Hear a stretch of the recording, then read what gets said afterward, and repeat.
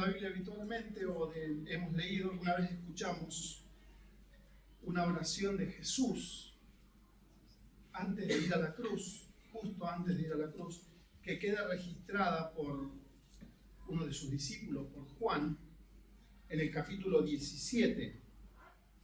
Yo la quiero leer al principio y al final porque nos vamos a dar cuenta que cobra un sentido notable, leyéndola al final también. Solamente va a ser lectura, pero para que nosotros registremos esto, el Señor Jesús antes de morir, justo antes de ir a la cruz, la voy a leer aquí en NTV, para que en un lenguaje más accesible, dice: después de decir todas esas cosas, Jesús miró al cielo y dijo: Padre, ha llegado la hora. Glorifica a tu Hijo para que Él a su vez te dé la gloria a ti. Pues le has dado a tu Hijo autoridad sobre todo ser humano. Él, o sea, tu Hijo, el Señor Jesucristo, hablando sobre sí mismo, da vida eterna a cada uno de los que tú le has dado. Y la manera de tener vida eterna, fíjense, este mensaje de hoy se va a llamar procesos. Dice, Él da vida eterna a cada uno de los que tú le has dado. Y la manera de tener vida eterna es conocerte a ti, el único Dios verdadero, y a Jesucristo, a quien tú enviaste a la tierra. Yo te di la gloria aquí en la tierra al terminar la obra que me encargaste. Ahora, Padre, llévame a la gloria que compartíamos antes de que comenzara el mundo. Te he dado a conocer a los que me diste de este mundo. Siempre fueron tuyos. Tú me los diste y ellos han obedecido tu palabra. Ahora saben que todo lo que tengo es un regalo que proviene de ti, porque les he transmitido el mensaje que me diste. Ellos aceptaron el mensaje y saben que proviene de ti y han creído que tú me enviaste. Mi oración, dice Jesús aquí al Padre, mi oración no es por el mundo, no es por el mundo en general, sino por los que me has dado, porque te pertenecen. Todos los que son míos te pertenecen y me los has dado para que me den gloria. Ahora me voy del mundo, ellos se quedan en este mundo, pero yo voy a ti. Padre Santo, tú me has dado tu nombre, ahora protégelos con el poder de tu nombre para que estén unidos como lo estamos nosotros. Durante el tiempo que estuve aquí los protegí con el poder del nombre que me diste. Los cuidé para que ni uno solo se perdiera, excepto el que va camino a la destrucción, como predijeron las Escrituras, hablando de Judas. Ahora voy a ti. Mientras estuve con ellos en este mundo, les dije muchas cosas para que estuvieran llenos de mi alegría. Podríamos usar la primera frase, dice, mientras estuve con ellos en este mundo, ahora versículo 14, les he dado tu palabra y el mundo los odia, porque ellos no pertenecen al mundo. Así como yo tampoco pertenezco al mundo. No te pido que los quites del mundo, sino que los protejas del maligno. Al igual que yo, ellos no pertenecen a este mundo. Hazlos santos con tu verdad. Enséñales tu palabra, la cual es verdad. Así como tú me enviaste al mundo, yo los envío al mundo. Y me entrego por ellos como un sacrificio santo para que tu verdad pueda hacerlos santos. No te pido solo por estos discípulos que estaban con él ahí, sino también por todos los que creerán en mí por el mensaje de ellos. Te pido que todos sean uno, así como tú y yo somos uno. Es decir, como tú estás en mí, Padre, y yo estoy en ti. Y que ellos estén en nosotros para que el mundo crea que tú me enviaste. Les he dado la gloria que tú me diste para que sean uno como nosotros somos uno. Bueno, hasta ahí nomás. Hay algunos versículos más ahí, pero el Señor empieza a orar y dice, voy a orar, no por todo el mundo, voy a orar por los que me diste, voy a orar, oro por los que creyeron en mí, por tu palabra. Y ahora, vos me enviaste al mundo, ahora yo los envío a ellos. Y te ruego por ellos, no te ruego que los saques del mundo, yo te ruego que los guardes del maligno. Y te ruego también que así como nosotros somos uno, ellos también sean uno. Una oración preciosa que el Señor hace en ese momento para el presente y para el futuro de los hijos de Dios, de la Iglesia de Cristo. Bueno, este año vamos a estudiar, entre otras cosas que vamos a estudiar, el libro de los Hechos de los Apóstoles. Como el autor de Hechos de los Apóstoles es Lucas, podemos leer Lucas en el último capítulo y nos va a dar una continuidad que es muy linda. Prácticamente leer el último capítulo de Lucas y el primero de Hechos son como dos capítulos en paralelo, complementarios y muy aclaratorios. Pero hoy vamos a leer Lucas 24.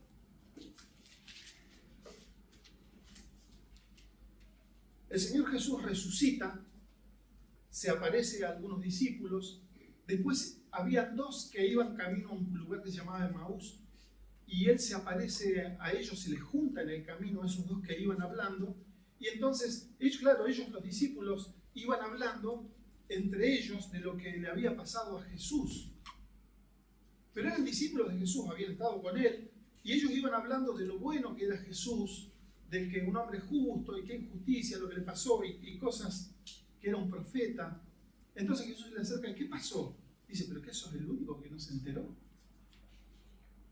Y le empiezan a contar, y él entonces, el Señor Jesús empieza a hablarles a ellos y les dice en el 24, 25, les dice, entonces Jesús les dijo, ahora estoy en las Américas, oh insensatos y tardos de corazón para creer todo lo que los profetas han dicho, o sea, para atrás. El Señor le dice, pero qué insensatos, o sea, y tardos para creer todo lo que ya habían dicho los profetas. ¿No era necesario que el Cristo padeciera todas estas cosas y entrara en su gloria? Dice, y comenzando por Moisés y continuando con todos los profetas, les explicó lo referente a él en todas las Escrituras. El Señor Jesús, hablándole a los discípulos sobre todo lo que las Escrituras decían acerca de él mismo. Y ellos iban perplejos. Y en un momento llegan al lugar donde iban y ya se había hecho de noche, entonces Jesús hace un simulacro como que va a seguir de largo. Y ellos le dicen, no, quédate. Después de todo lo que escuchamos no te podemos dejar ir, vení con nosotros. El Señor va con ellos. Y se sientan a comer y Él bendice los alimentos y ahí les son abiertos los ojos. Fíjese el versículo 31. Entonces le fueron abiertos los ojos y le reconocieron, pero Él desapareció de la presencia de ellos. Entonces ellos dicen que el corazón de ellos ardía. Bueno, se vuelven a Jerusalén, se encuentran con el resto de los discípulos y sucede algo muy curioso que cuenta Juan, que están todos reunidos con la puerta cerrada. Imagínense todas las puertas cerradas, acá todas cerradas, las cortinas, todo. ¿Por qué? Por temor de los judíos que los querían matar también. Y estaban contando lo que les había acontecido, de cómo se les había aparecido el Señor en el camino, qué cosas habían sucedido, las mujeres que pudieron ver al Señor resucitado, y de repente, todo cerrado, el Señor se les aparece. Pero no como un holograma. Y dice, y ellos pensaron que estaban viendo un fantasma. Y el Señor dijo, no soy un fantasma. A ver, los fantasmas, los espíritus no tienen cuerpo, toquen. Vamos, acá estuvieron los clavos.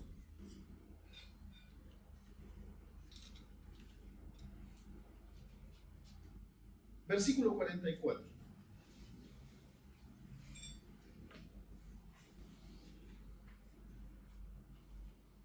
Y les dijo, ahí hablándoles a ellos, esto es lo que yo os decía cuando todavía estaba con vosotros. ¿Saben que hasta esta forma de hablar del Señor es tan curiosa? Porque el Señor está resucitado, subió al cielo, presentó su sangre y aparece de nuevo en un cuerpo distinto. Igual, pero distinto. Porque el Señor apareció y traspasó una pared sin impedimento. Y Él les está hablando en tiempo presente, pero les está diciendo en tiempo pasado. Fíjense qué curioso, dice, y les dijo, esto es lo que yo os decía cuando todavía estaba con vosotros, pero si está con ellos.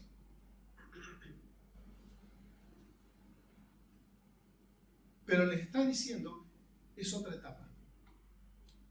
La tarea del Señor, fíjense que cuando Él oraba, que leíamos la oración recién, decía, hasta acá llegué, cumplí con todo lo que me pediste, ahora llegó el momento de glorificarte, de morir en la cruz y de resucitar y de presentar la ofrenda por nosotros. Así que el Señor Jesús, frente a sus discípulos, les está diciendo, esto es lo que yo les decía cuando todavía estaba con ustedes, que era necesario que se cumpliera todo lo que sobre mí está escrito en la ley de Moisés, en los profetas y en los salmos. Entonces les abrió la mente para que comprendieran las escrituras.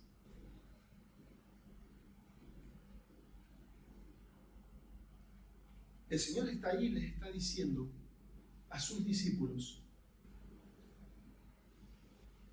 hay mucho que tienen que aprender a partir de ahora, si no lo saben, que está en las escrituras de mí. Se los dijo a ellos, oró por ellos, yo te ruego por estos, pero también te ruego por los que van a creer por la palabra de ellos. Entonces les dice, les abrió la mente para que comprendieran las escrituras. Nosotros tenemos que saber qué es lo que Dios dice en su palabra para que nosotros entendamos de qué se trata cuando el Señor dice 2 Corintios capítulo 4, versículo 4. Para que sepamos por qué el Señor habla de abrir los ojos, abrir el entendimiento, para que sepamos cuál es nuestra condición antes de conocer a Dios, antes de escuchar el Evangelio. 2 Corintios 4:4, en los cuales el Dios de este mundo, hablando de las personas que no han conocido, dice, el Dios de este mundo, que es Satanás, ha cegado el entendimiento de los incrédulos para que no, ¿qué dice? Vean. Fíjense que está hablando, que dice que Dios les abrió el entendimiento para que comprendieran las escrituras, y aquí está hablando como, a ver, quiero que vean, pero con ojos espirituales, y quiero que vean con una mente a la que se le han quitado las tinieblas. Entonces dice, en los cuales el Dios de este mundo ha cegado el entendimiento de los incrédulos para que no vean el resplandor del Evangelio de la gloria de Cristo, que es la imagen de Dios. El Evangelio que Jesús mandó a predicar, fíjate que dice que tiene un resplandor sobre la oscuridad del entendimiento de las personas que han sido oscurecidas por Satanás. Por eso es tan importante que cuando yo hablo del Evangelio de Cristo, lo hable fielmente de acuerdo a lo que dice la palabra y no trate yo de dar una explicación que esté por encima del oscurecimiento que produjo Satanás en una mente. No soy yo el que tiene el poder, es la palabra de Dios. Entonces dice, el Evangelio resplandece el entendimiento que fue cegado, que fue oscurecido. Encontramos también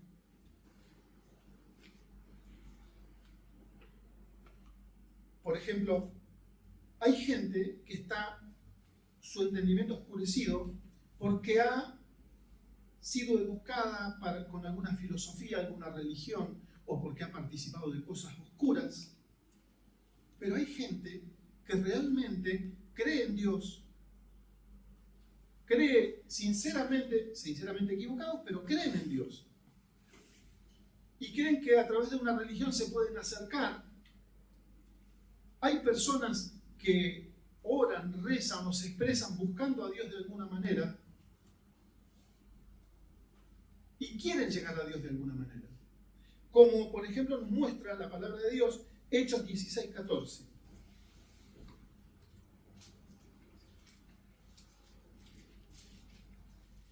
Dice, y estaba escuchando a Pablo cierta mujer llamada Lidia de la ciudad de Tiatira, vendedora de telas de púrpura, que adoraba a Dios. Y el Señor abrió su corazón para que recibiera lo que Pablo decía.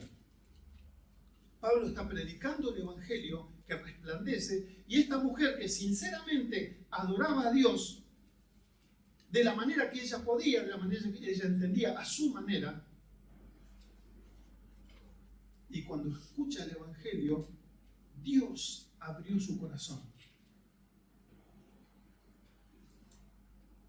Es el proceso que hace Dios en las personas.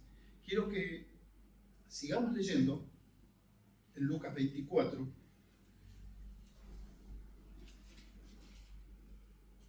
Porque el Señor les va dando les va explicando el proceso, eso que yo les decía ahora.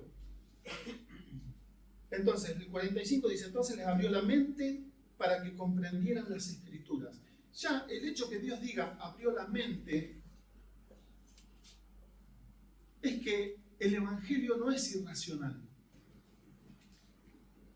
No es que yo creo irracionalmente. El Señor dice, no, yo quiero tu razón. De hecho, el culto que la Biblia habla es racional. Que mi mente esté afectada por la palabra de Dios. Por eso yo a Dios lo debo amar con todo mi corazón, con toda mi mente. Dice, y les dijo, así está escrito, que el Cristo padeciera y resucitara de entre los muertos al tercer día, y que en su nombre se predicara el arrepentimiento para el perdón de los pecados a todas las naciones, comenzando desde Jerusalén. Vosotros sois testigos de estas cosas. El Señor les dice, está escrito en los profetas, en los salmos, en la ley, en Moisés, por todos lados está escrito de mí. Entonces, ¿cuánto sé yo? ¿Cuánto puedo ver yo a Cristo si me pongo a leer los salmos? O me pongo a leer todos los 5 libros que escribió Moisés, Génesis, Éxodo, Levítico, Deuteronomio, Número. Si yo lo leo de corrido, ¿qué veo de Cristo? Porque Jesús está diciendo, está escrito de mí ahí. Piensen, ¿cuánto me falta conocer a Cristo de eso? ¿Cuánto me falta conocer a Cristo de los salmos? ¿Cuánto me falta conocer a Cristo de todos los libros proféticos de la Biblia y de todas las profecías escritas sobre Jesús?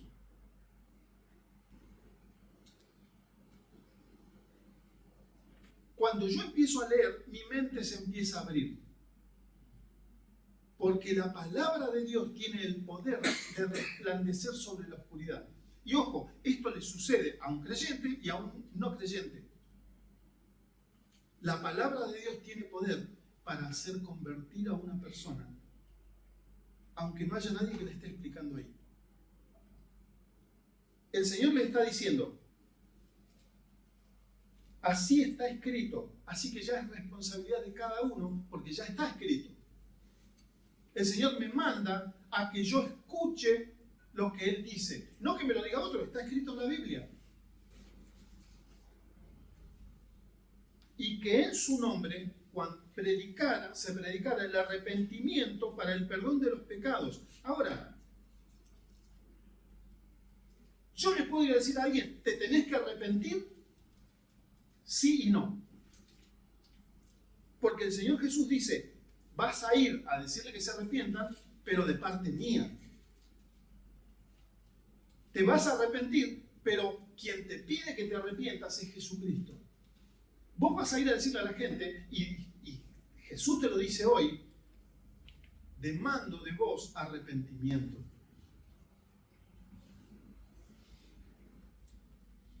No es que yo puedo decir si quiero o no quiero. La demanda es, tenés que arrepentirte. El mandato para nosotros es ir y decir, te tenés que arrepentir. Pero además les dice que esa misión que nos dio a todos, dice, es a todas las naciones, comenzando desde el lugar donde estamos ahora. Eso le está diciendo Jesús desde Jerusalén.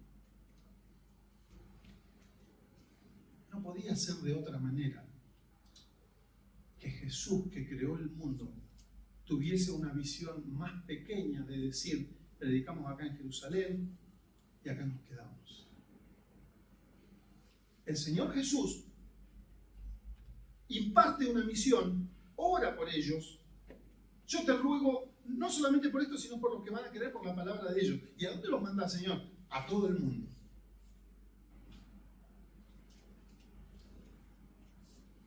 ¿Con qué recursos? ¿Con qué recursos? ¿Nos das plata? ¿Nos vas a capacitar de alguna manera? ¿Vamos a hacer algún curso de capacitación? A ver, podríamos... Eran 11 los discípulos, porque Judas ya no estaba, y había otros tantos discípulos que estaban unidos ahí. Pero si a nosotros nos dieran la misión de conquistar el mundo hoy, ¿con qué herramientas lo haríamos? ¿Y cuál sería el objetivo?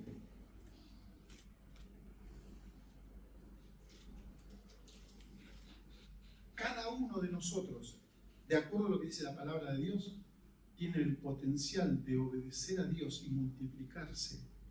Porque la palabra tiene el poder de multiplicarse como una semilla. ¿Cuál es el potencial de una semilla?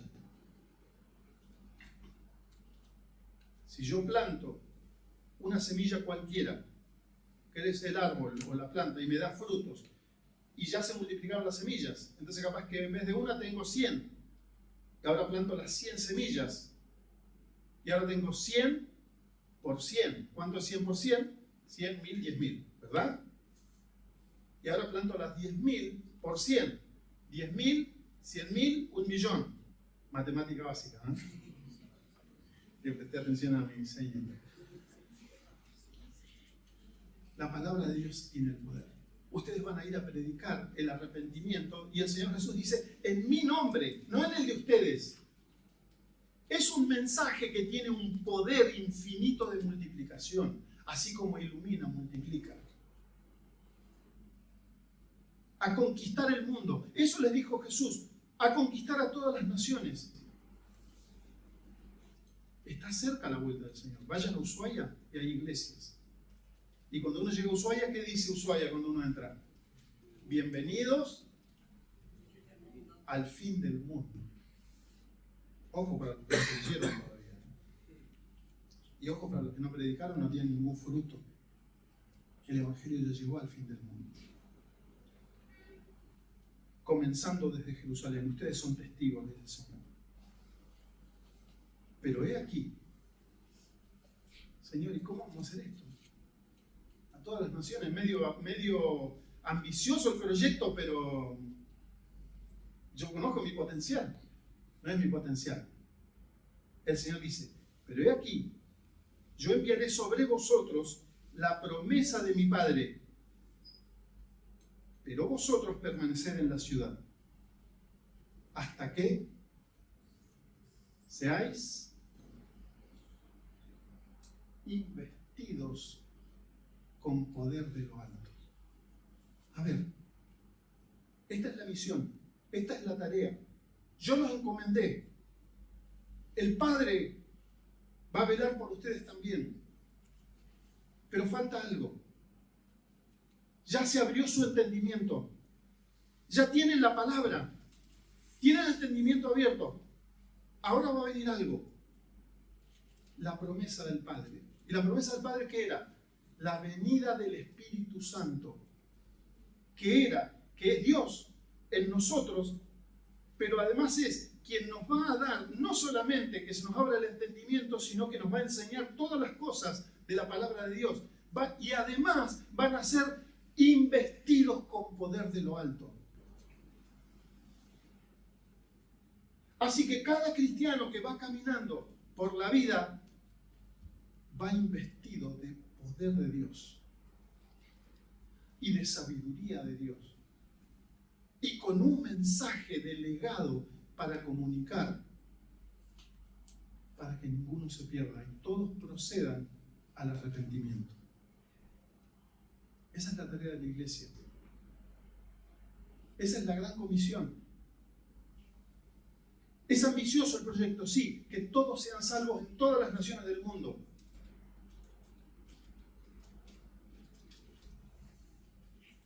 Ahora hagamos una cuentita. ¿A cuántos ganamos para Cristo? Si hoy viene Cristo, si hoy dice uno está acá, ¿a cuántos ganamos para Cristo? Cada uno. ¿A cuántos?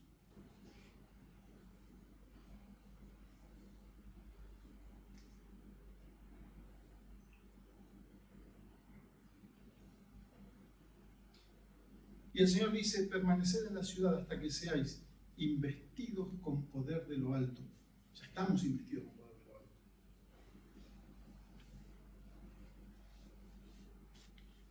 Tenemos un potencial sobre nosotros mismos para usar o para seguir usando.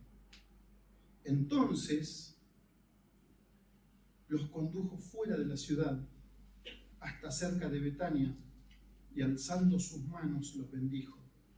Y acontecía que mientras los bendecía se separó de ellos y fue llevado arriba al cielo.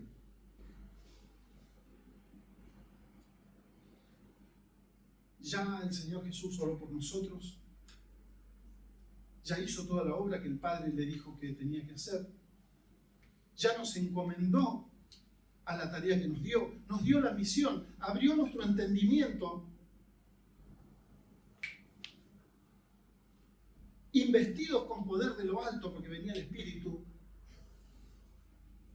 pero además vamos con su bendición.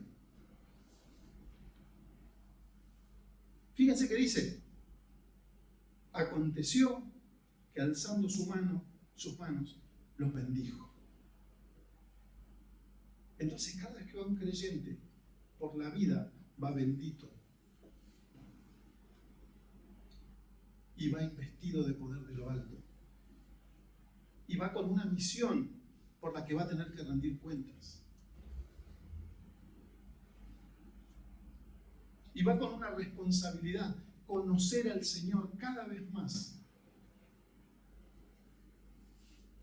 Porque el conocer al Señor a través de su palabra, de la comunión con Él, va a hacer que cada día lo admire más, lo ame más, se sorprenda más y sucedan dos cosas hermosas en la vida diaria que le sucedieron a los apóstoles. 52. Ellos, después de adorarle, adoraron al Señor. Ese conocimiento me lleva a adorar al Señor. Y estaban siempre en el templo alabando a Dios. Todo eso me lleva a congregarme, a estar con mis hermanos, a servirlos en los dones, a tomar acción y a alabar individual y colectivamente al Señor, con la iglesia de Cristo. No me gusta alabar, no me gusta adorar, no me gusta leer la Biblia, no me gusta predicar el Evangelio. Entonces, esas son características de alguien que fue salvado. Por lo tanto, si yo no tengo ningún deseo, esas son características de alguien que necesita todavía pasar por el proceso de arrepentimiento. Y muchos aquí pueden estar engañados pensando que son hijos de Dios y aún no lo son. Pero qué bueno que podamos reaccionar a tiempo.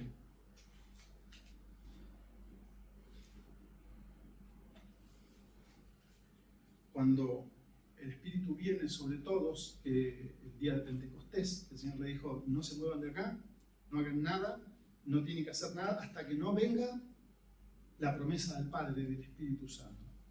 Y llega el día de Pentecostés y todos son llenos del Espíritu Santo. Y Pedro se levanta, la gente decía, ¿qué pasa? ¿Están borrachos? Y entonces se levanta y dice, no están borrachos. Lo que sucedió aquí, y él le cita primero la profecía de Joel en el Hechos 2:17,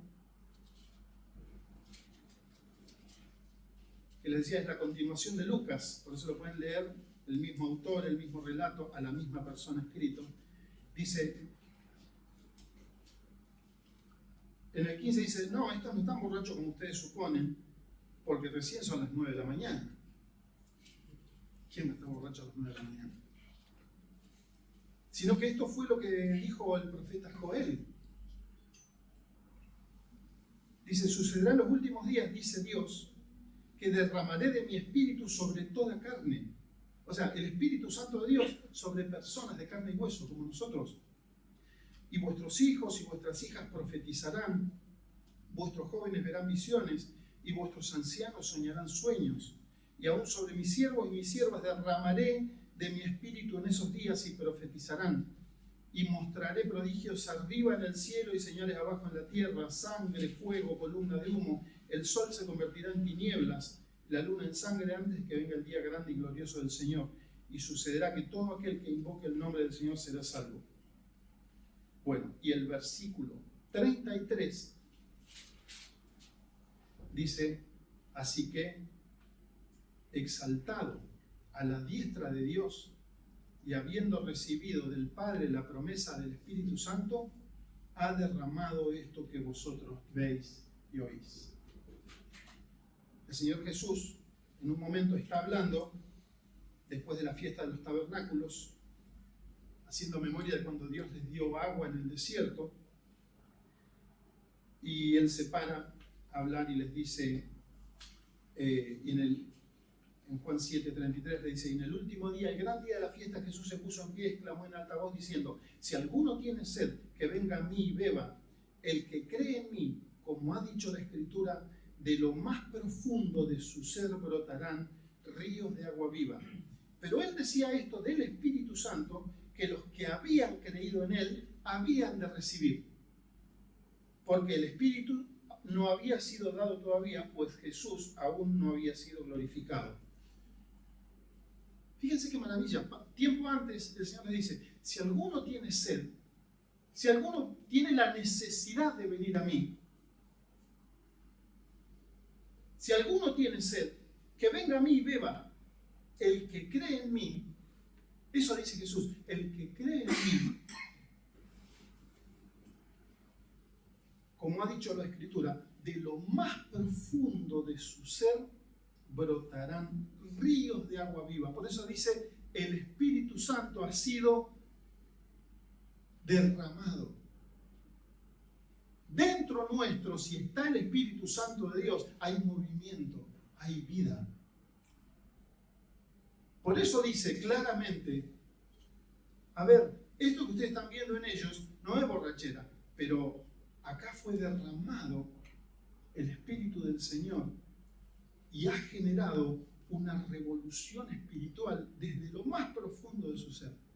Dice, correrán ríos de agua viva. ¿Quiere saber usted si es hijo de Dios? Piensa en esto. ¿Cómo está su interior con respecto a Dios?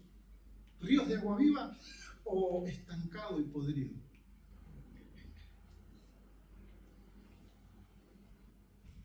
El Señor dijo a través de Pablo, porque ustedes no recibieron un espíritu de cobardía, sino de poder, de amor y dominio propio. Hay algo dentro nuestro que no nos puede dejar quietos. Hay algo dentro nuestro que no nos deja quietos. Si nosotros pasamos nuestra vida quietos, tiempo de arrepentirnos. Si la vida mía, que yo pienso que es mi vida espiritual, no tiene ningún fruto, ningún movimiento, ninguna vida, te invito hoy a que te arrepientas. Y si estás pasando por un proceso de enfriamiento, de pecado, de apartarte del Señor, también el Señor nos invita, como Pablo le decía a Timoteo, aviva el don de Dios que está en ti.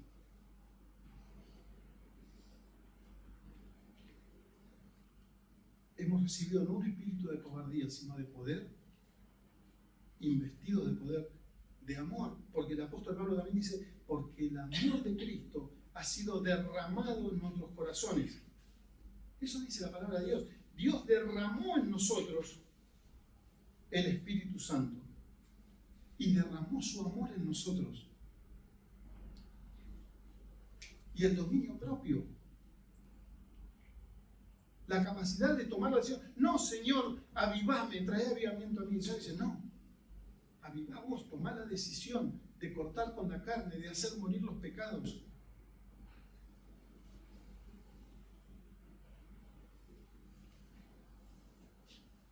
Qué lindo proceso que el Señor nos ha dado, que ha hecho una obra en nosotros tan perfecta